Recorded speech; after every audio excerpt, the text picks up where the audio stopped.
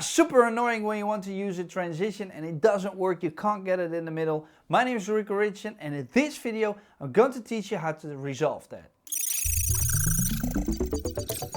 So we've got two clips over here that are just regularly transitioning from one to another. But let's say I want to use a different one. I want to use the one that Resolve brings. You need to make sure you see the effects. And then in this case, let's use the additive dissolve. If I drag this on here, I can't get it in the middle. I can only get it at the start of that second clip, which is a little bit weird.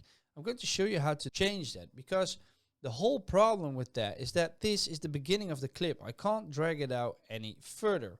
I can drag it in, but I can't drag it out any further. Now, if I drag it in and I move it over here, so I cut it out a little bit and I use this transition, I can use it in the middle and I can just make it longer or a little bit smaller. So that's one way to do this. And then the second thing I can use is this, the trim edit mode. If I select it and I click this clip, I can drag it in a little bit, I can drag it out a little bit, but watch what happens on the left and right side. So you need to make sure you've got some video left after this. So you can't have this to be the end of this video. You need to have it somewhere around here where you cut it. So if I drag it in a little bit and I try to add the additive dissolve that way, you see it's in the middle as well. So these are two ways how to achieve getting a transition exactly in the middle of two clips. And that's it for this video. Click that playlist over there. For now, my name is Davinci and I'll see you next time.